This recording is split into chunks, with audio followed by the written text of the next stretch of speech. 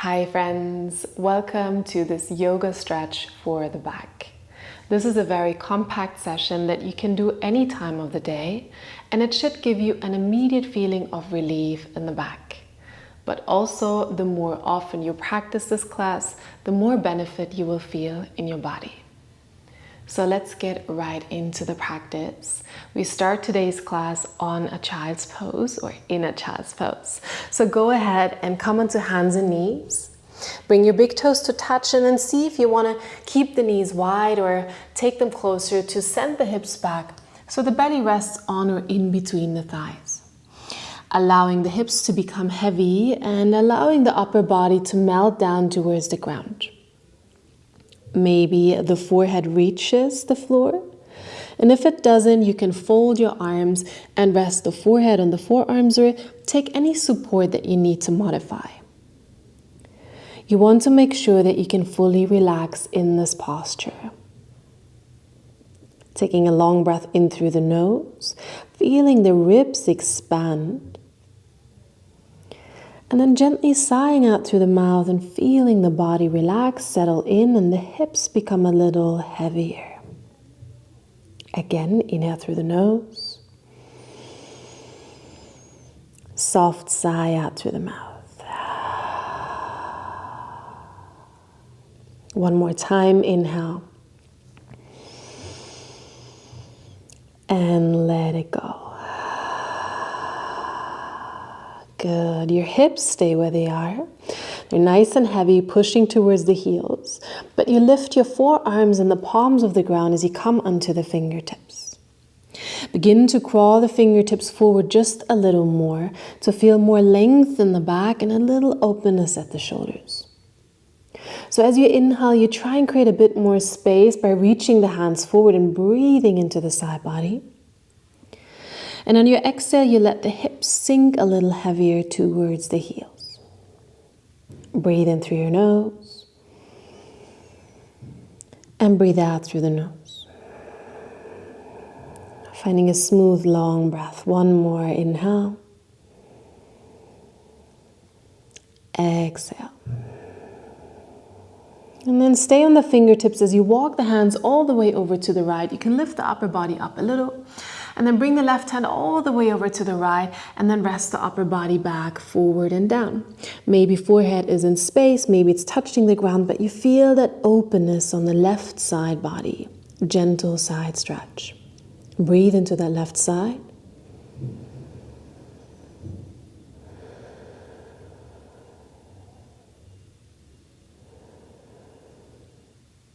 And then walk the hands back to the center and over to the left side. Your hips are still heavy. Right hand all the way over to the left. Upper body rests down and you feel a gentle opening. So pulling the right hip and the right shoulder apart, breathing into the side body, into the ribs here.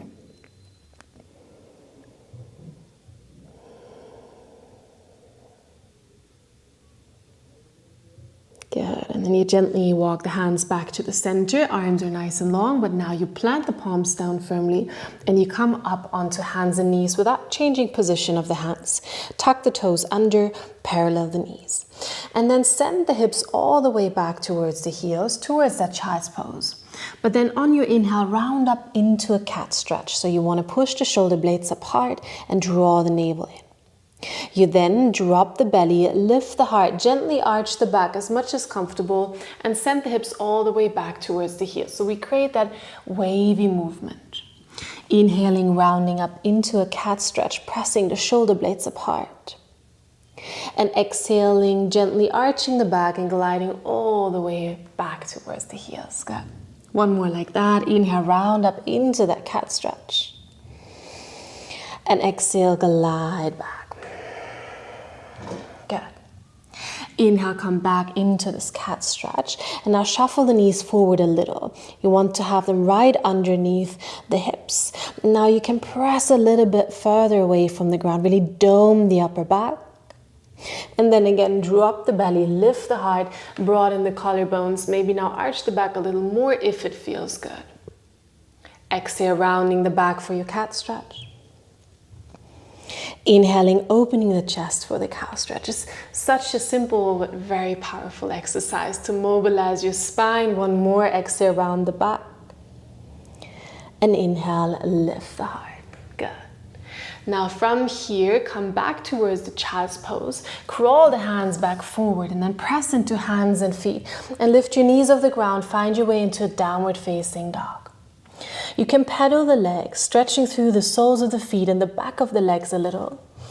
And then from here, shifting the knees from left to right.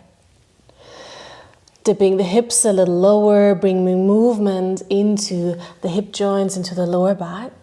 Moving in a range that feels good.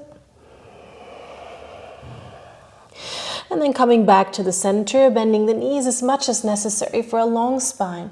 The head is heavy, the neck is long and relaxed. Maybe gently move the neck from side to side. Take a long breath in and a long breath out. From here, take your gaze forward. Bring the right knee towards the right wrist and the lower leg all the way down to the ground. Push the left leg back, setting up for half pigeon pose. If you wish, you can use a bit of support underneath your right bum and take your right knee out a little to the side. Good. Your left leg extends, point your toes, take an inhale here. And then slowly on your exhale, walk the hands forward. Come onto forearms or lower all the way down. You want to feel that openness, that stretch in the outer hip. Good. And then once again, maybe the forehead rests on the forearms or wherever it feels comfortable. So you can focus on that hip opening and breathing into the stretch. No need to force anything. Invite a bit of ease into your attitude, into your breath.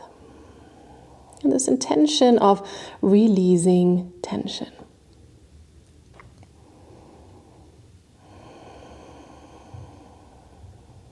Good.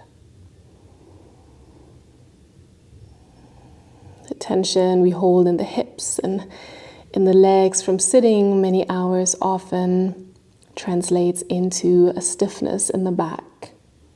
So really enjoy breathing into the stretch. And then slowly walk the hands back towards the upper body. You can lean over to the right side and bring the left leg all the way in front and around. And step the left foot onto the outside of the right knee for a twisted seat. If this feels unstable, your left bum should be on the ground. Option to extend the right leg forward. Wrap the right arm around the left leg. Sit up, reach the left arm up for more length in the spine. And then twist to the left side, land the fingertips behind you just lightly. Lengthen the spine as you inhale. And as you exhale, twist the chest open. If you happen to have a lot of space, option to bring the right elbow to the outside of the left knee, but only if that still feels spacious in the body and in the breath. Inviting a length on the inhale. And a gentle twist on the exhale. One more breath here in. And out.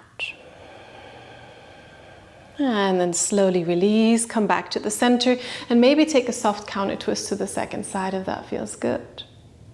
Unravel your legs and find your way back into a downward facing dog, maybe over hands and knees. And then taking a moment to lengthen the back again. Bring the left knee towards the left wrist, setting up for half pigeon pose on the second side. Bring the right leg all the way back. Point the toes. Feel free to use support if needed. Lift the heart for a moment. And then slowly lower down towards the forearms, towards the ground, maybe towards your support, wherever you can breathe well.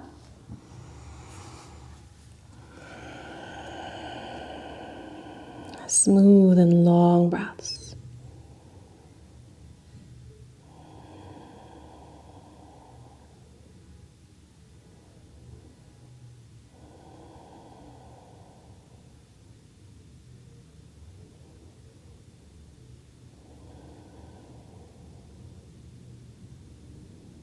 Good. Maybe take a longer breath in through your nose and gently sigh it out. Walk the hands back towards the upper body. Leaning over to the left side to bring the back leg, the right leg all the way around and in front. Stepping the right foot onto the outside of the left knee. Right bum grounds down. If this doesn't happen for you, extend your left leg first. Wrap the left arm around, reach the right arm up, create that length. And then twist to the right side without leaning onto the hand. Just use the help of the hand to lengthen the spine. And then twist. Explore the option if you want, but always prioritize a long spine and use your breath as your guide even more than my words.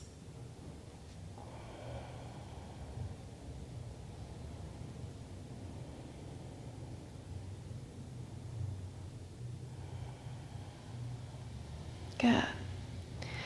And then slowly come back to the center. Maybe take that soft twist to the open side. And then take the gaze back forward. This time unravel the legs, step the feet next to each other and lower all the way onto the back. You can use the help of the hands slowly over the forearms, elbows, laying down onto the back. Bring the feet close to the body. Keep the arms alongside the body, and for now, only press the lower back into the ground. So you lift the pubic bone and feel the lower back really touching the ground. You have to hold the core a little bit for that. And then you release the tension. You feel the gentle, natural curve in the lower back, a bit of space between back and mat. And then again, exhale, pressing the lower back down. Again, inhaling, releasing the tension. And exhaling, pressing the back down. Last time, inhale, release. Exhale, press the back down, and then leading from the table and press into the feet and lift the pelvis off the ground, the lower, maybe the middle and the upper back for a shoulder bridge if it feels good. Option to interlace the fingers at the lower back, draw the shoulder blades close in towards each other, lift the hips and open the groins, feel a stretch at the front body and openness at the chest and at the shoulders. Smooth breaths in and out.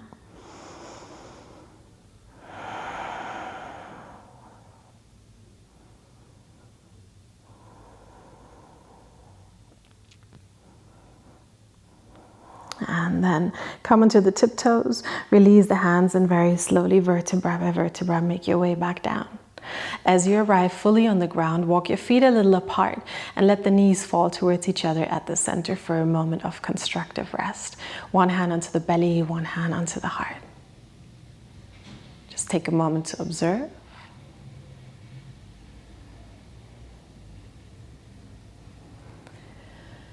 And then once again, walk the feet together and press the lower back down into the mat, just as we did. Keep the connection of the lower back and the ground and extend your right leg up towards the ceiling.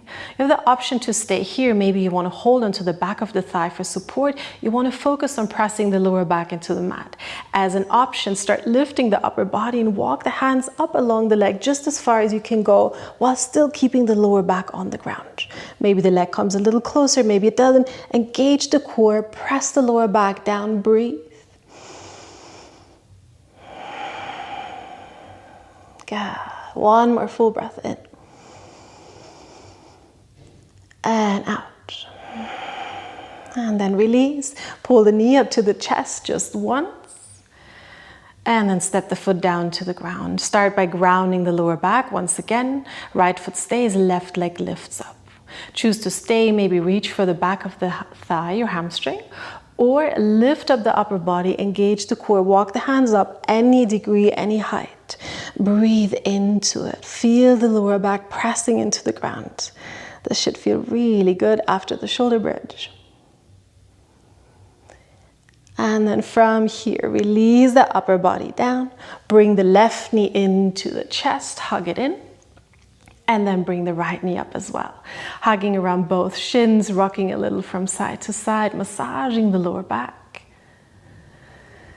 And then maybe pulling the knees up to the chest, rhythmically lifting the lower back a little and bringing it back down. This posture is called Apanasana. It's also great for your digestion, which can also influence the well-being of your back. So just do this a couple of times. And then choose a final pose. It could be a happy baby, reaching for the ankles or outer edges of the feet. Once again, pressing the lower back fully down into the mat. If you rather crave a little bit of hip opening, bring feet down to the ground. Let the soles come together of the feet as the hips fall apart, or the knees fall apart, the hips open. And whichever pose you've chosen, take 3 long, mindful breaths.